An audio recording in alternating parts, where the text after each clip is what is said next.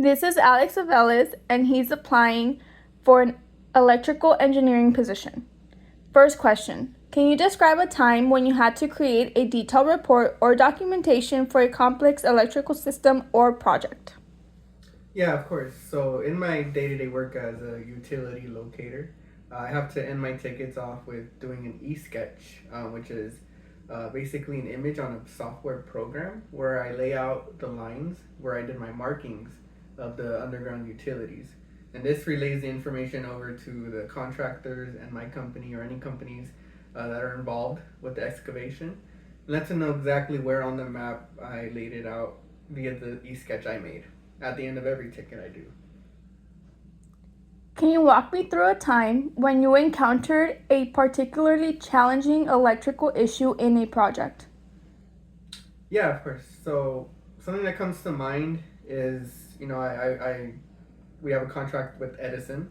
So in my day-to-day job, I do locate Edison a lot, and I tend to come across a problem where in a Edison vault, uh, on top of ground, it's just a little sewer manhole, but underground it could be 50 by 50 feet.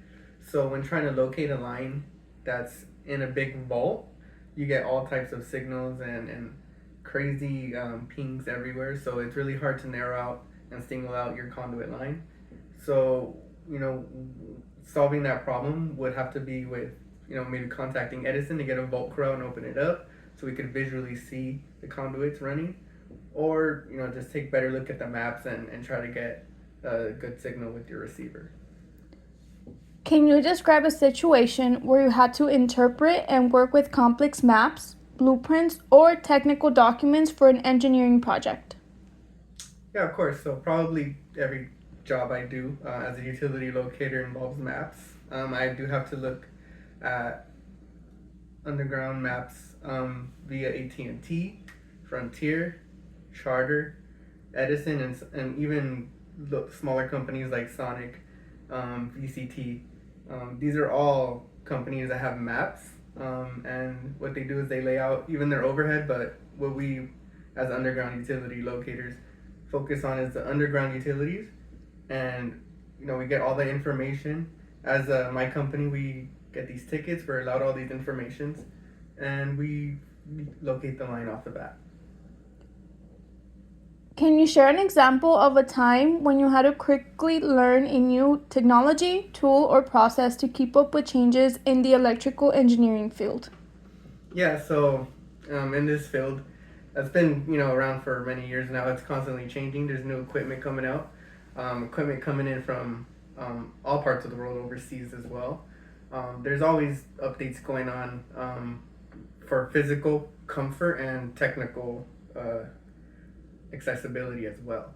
So, for instance, there's a transmitter and a receiver we work with.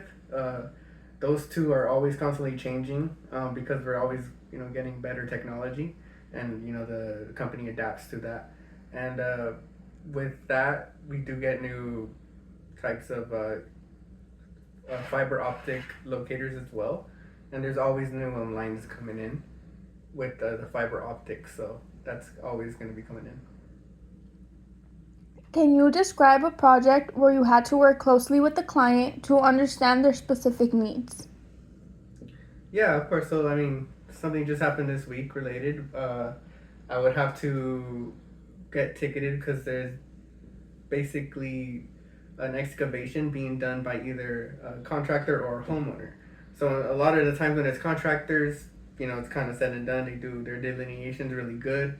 But when it's a homeowner, you kind of got to call them or be in contact with them to know exactly where they're going to be digging so we can make sure we prevent any damage happening to the underground utilities.